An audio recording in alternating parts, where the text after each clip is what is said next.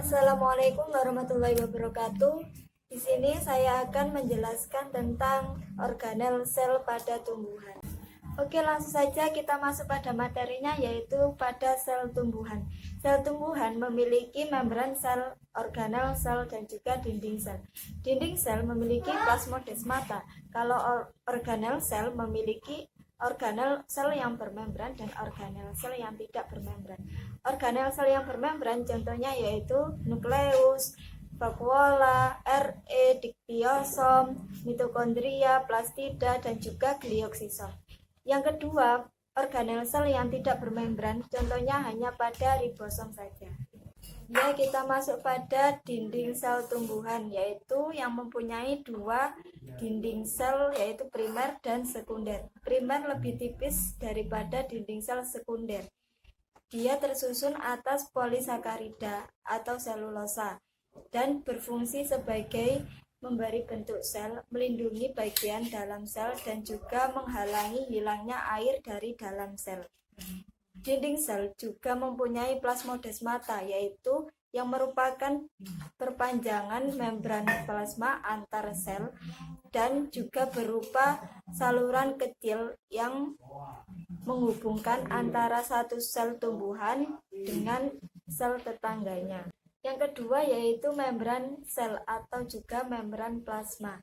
Dia berupa fosfolipid bilayer yang dilengkapi dengan protein dan substansi lain seperti integral protein yang berupa glikolipid ataupun glikoprotein.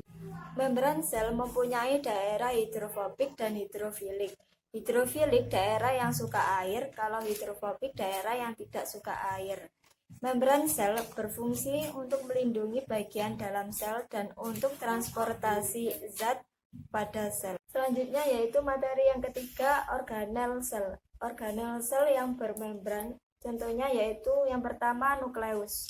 Nukleus adalah organel bermembran yang memiliki materi genetik DNA yang berfungsi mengendalikan aktivitas sel dan melakukan pembelahan sel. Nukleus mempunyai membran inti, pori-pori, nukleolus, dan kromatin. Nukleolus adalah anak inti yang menghasilkan RNA. Kromatin yaitu benang-benang halus yang tipis. Yang kedua yaitu retikulum endoplasma atau bisa disebut dengan RE. RE ini organel bermembran lanjutan dari membran nukleus. RE dibedakan menjadi dua, yaitu RE kasar dan RE halus. RE halus berbentuk seperti tabung. Dia di permukaannya tidak terdapat ribosom dan berfungsi untuk mensintesis lipid, karbohidrat, detoksifikasi, dan penyimpanan ion kalsium. Kalau RE kasar yaitu berupa lembaran-lembaran dan terdapat ribosom pada permukaannya. Dia berfungsi untuk mensintesis protein. Dan juga ada RE transisional yang berfungsi untuk pengiriman ke sitoplasma atau ke badan Golgi. Yang ketiga yaitu diktiosom atau aparatus Golgi, sebutan khusus pada sel tumbuhan. Diktiosom merupakan organel bermembran yang memiliki dua penampang yaitu cis dan trans. Penampang cis terletak di dekat RE dan berperan sebagai sisi penerima. Produk dari RE akan dimodifikasi pada sisi cis. Penampang trans terletak di dekat membran sel dan berperan sebagai sisi pengirim. Hasil modifikasi sisi cis akan dikemas dalam vesikel-vesikel yang telah dibentuk oleh sisi trans dan akan dikirim pada bagian yang membutuhkan. Yang keempat yaitu vakuola. Vakuola pada sel tumbuhan berukuran besar dan merupakan organel bermembran.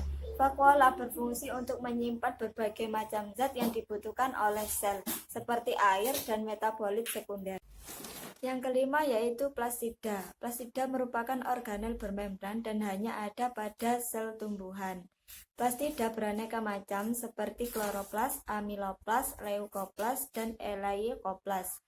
Plastida berfungsi sama seperti vakuola namun lebih kecil. Kloroplas merupakan organel bermembran ganda yaitu membran luar dan membran dalam. Kloroplas merupakan plastida yang mengandung klorofil dan berfungsi sebagai tempat terjadinya fotosintesis. Membran dalam yang berlekuk-lekuk disebut dengan tilakoid. Yang keenam yaitu mitokondria, merupakan organel bermembran ganda. Membran dalam berlekuk-lekuk yang disebut dengan krista. Cairan di dalamnya disebut dengan matriks. Mitokondria berfungsi sebagai tempat terjadinya respirasi seluler. Yang ketujuh yaitu glioksisom, merupakan organel bermembran yang serupa dengan peroksisom pada sel hewan. Biasanya dijumpai pada jaringan penyimpanan lemak pada biji. Dia berfungsi mengubah asam lemak menjadi glukosa.